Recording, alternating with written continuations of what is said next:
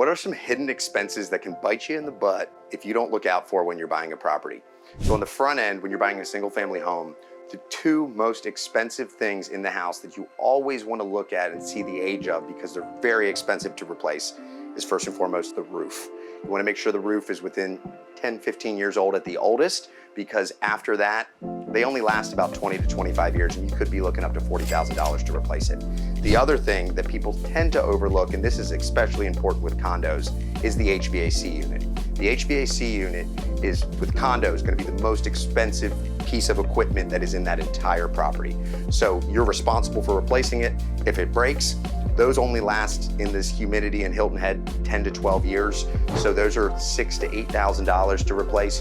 When you're looking at property, you always need to know how old the roof is if it's a single family home.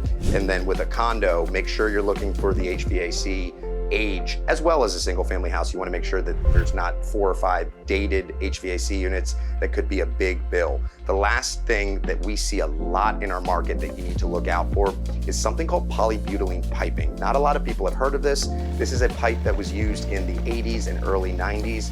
And there was a class action lawsuit filed against any property that has this piping in it, because at some point the piping will fail. And in order to get the property insured, and it's very hard to get a home insured with polybutylene piping, you need to replumb the entire house, and that can cost $10,000 to $15,000. So if you're aware of polybutylene on the front end, it's normally something we can negotiate, have the seller pay for it. Watch out for the age of the roof, watch out for the age of the HVAC, and make sure there's no polybutylene piping in a property. It'll save you a lot of money down the road.